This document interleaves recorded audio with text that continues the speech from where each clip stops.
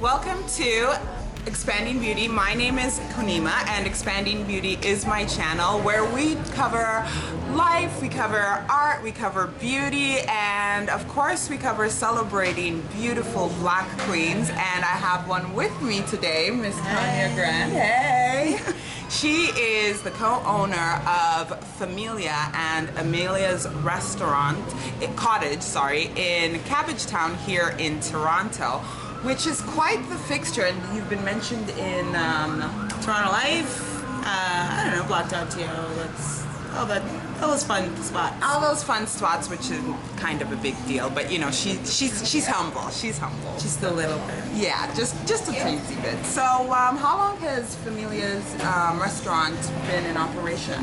Familia will be 8 in September. Okay, wow. In September, we've been around for a little while. Yeah, and for a competitive city like Toronto, that's yeah, we're happy to still be here. Yeah, that's quite the accomplishment. And can you tell me a little bit about Amelia's cottage, which you've added to the FAmelia? So Amelia's cottage is new to the FAmelia.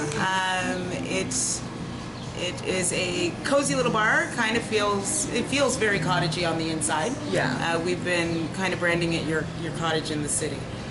So if you can't get up north, you come here. Yeah, and it is lovely. They've got a great patio. You'll see. I'll show you a little bit at the end of this little thing we're doing, and so you'll get a taste of it. It's a great place to have a glass of wine. Definitely, it's cheap and cheerful, and it's a great spot to stop on your way out, on your way home.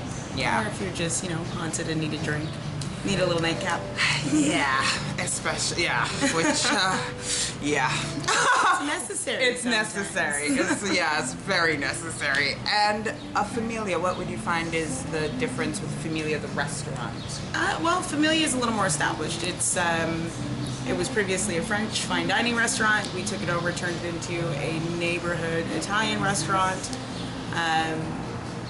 It's cozy and comfortable, it's friendly and familiar, but it still gives you that Yorkville level of service, so like more of a fine dining level of service and level of food. Yeah. And the food is amazing, so much so I am taking some pizza home with me after this. So yeah, definitely. For sure. Yeah. And so this ain't your first rodeo. How long have you been in the industry? And by the industry, I mean the food industry. In the food industry, it has now been 21 years. Girl, you do not look that. How old were you when you started? I was 17. Damn. Okay. Yeah. 17 when I started. I started as a hostess at an Outback Steakhouse. Humble beginnings. Worked from the bottom up. Became a server, bartender. Done my fair share of dishes. Did some prep work. Kind of worked every facet of a restaurant, and then stuck on the floor. My forte ended up being serving and bartending, and of course that's where the money is. So that's where you get to. And why did you get into this industry? Necessity, really. It's an easy industry to get into. At least it was at the time. I was 17, so there was no job experience behind me. Yeah. And it's an industry that's willing to teach you. Yeah. And I was a sponge. And now you're a sponge who owns one of the most successful restaurants in an extremely competitive city. So that's pretty awesome. Yeah. Just knock on some wood for that one. Oh, well, 8 years is nothing to sniff at. No, it's not. We're extremely proud to still be here, and I'm just happy that the neighborhood has embraced us the way that they have, and allowed us to continue. Nice. And I see a I see a continued future for this. Yeah. I hope so. And also, so it's one thing when you're working for somebody, but now that this is yours, what have you found has been the challenges, the rewards? Probably the biggest challenge is staffing. I mean, I'm lucky that I've had a lot of the same people for a long time. Yeah. They're very talented at what they do, but keeping 20 different personalities happy on any given day, can be a lot. Yeah. can turn you into a bit of a... It can be a lot. It can be a little stressful. But my favorite part is the people. We are very blessed. We have wonderful clientele, very interesting people. So every day is a new day here at work. Every day I come in and it's completely different than the last day. I learn different things about the people that come through here. I learn different things about food and wine every day. Yeah, it's kind of like my own little cocktail party every day. Yeah, and it does kind of actually, it does feel like a cocktail party. I have to say my experience when I come here, it's like the food is excellent, but what I really love about this is that I know some of the servers by name. I always feel welcome, and it's just, you know, I would come here for a date. I would come here for, you know, a party, and I love the fact that you guys have opened Amelia's Cottage because that necessary nightcap is very necessary. Absolutely. And it's interesting because so the hospitality, the restaurant industry is very, very male dominated, especially extremely white male dominated. That it is. And being a unapologetically black female, how has that experience? It's been interesting. I don't know really how to describe it other than we get looked past for a lot of things. We become invisible, just workers. Did you find you had to go by that old rule that we've all, I'm sure, very familiar, work twice as hard to get half as much? There was some of that, but I am a very forward person, and I can be loud at times. Can you now? Just a little bit, and I more or less shoved myself down people's throats. Mm-hmm. I'm here, I'm here, I'm here, I'm here, I'm here. I know what I'm doing. Look at me, acknowledge me, recognize me. Here are my talents. Yeah. And I was very quick to move on if I thought I wasn't being recognized or I wasn't being appreciated. But at the same time, I was fortunate enough to work for a few bosses that did see potential in me and gave me an opportunity to manage or to event plan or just learn different aspects of the industry that didn't have me serving food or bartending. Yeah, yeah, yeah. So I was very, very lucky and able to take all of the stuff that I was able to learn and parlay it into my own spot.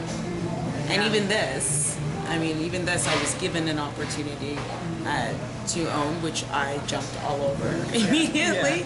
Yeah. It's tough. It's tough being a female in the industry. It's tough being black in the industry. It's tough. It's not an easy industry to be in, period. Yeah. So you do have to be willing to fight and paw and yell and really stand. Make yourself be seen in order to get any sort of recognition in it. Yeah. And so even now at this height where for a lot of people they're like, well, you've done it and everything, you still have those same challenges. Oh, absolutely. I have days where somebody will ask for the manager and I'll go over and be like, that's me. And they'll be like, oh, well then can I speak to the owner? And I'll be like, that's me too. And they'll look at me like, what? Oh, and they're trying to do the figures. And then I just watch the steam, kind of smoke come out of their ears because they can't seem to process how I could possibly be the person that or partially owns this. And how do you deal with that? Now I just find it amusing. I've lived in my skin for a long time. I'm quite comfortable in it. So if you're not comfortable with being in my skin, that's on you. Yeah. And it's true. It's your problem. I find it hilarious. At the end of the day, I'm still a partner right here. Yeah. Whether you agree with it or not. Exactly. Cheers to that. Cheers to that, yeah. And so for what advice would you give to somebody in the industry, particularly to a black female in this who would want to enter this industry?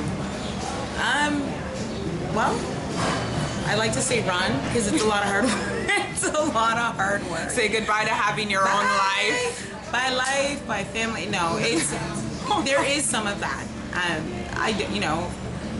It's a lot of work, but don't be afraid to shine. Don't be afraid to put yourself out there. Don't be afraid to say to somebody, look at what I've done. Look at what I've brought you. Look at how I've made things better. Don't be afraid to toot your own horn. Don't be afraid. Did you hear that? Don't be afraid to toot your own horn. Be your biggest cheerleader, and eventually somebody else will recognize it. All right? And especially you, dear black woman. I'm looking at you. Oh, y'all. Yeah. So, well, thank you so much. Thank you for this. I enjoyed this. I could do this all day, but you have to go and run a business. I do. People are coming in. Yeah, people are coming in. You might even hear them in the background. But also, so aside from being a restaurant, aside from having our cozy spot, what else do you offer for guests at FAmelia restaurant? Well, I mean, yeah, we're a restaurant essentially, but we do a lot of weddings, a lot of private dinners. The bar can be rented out for cocktail parties. So Amelia's Cottage can be rented for private parties. Right. We're all about it. We do, make sure that all of our regulars that show up on a daily basis are taken care of, but we're happy to have a big old Cabbage Town wedding or nice. And you've had some of them, haven't you? We've had 5 so far this year. Wow. This summer, I should say, not even this year. Since just the summer since alone. June. Jeez, 5. That's a lot. It's a lot of people getting married. It's a lot of people getting married. This is a really cute spot. It is. It is. Yeah. So I will leave. As you can see, the website is here. I will leave the description. You're also on Instagram as well. And I will leave all of that, so please check the description box down below. And if you need to make a reservation, all the details for FAmelia restaurant as well as Amelia's Cottage. I will let you get back to work. Thank you so much once again. And stay a little while because I'm just going to give you a little tour of the places. All right? Thank you so much. If you like this video, comment, like, subscribe, and I'll see you next time. Bye.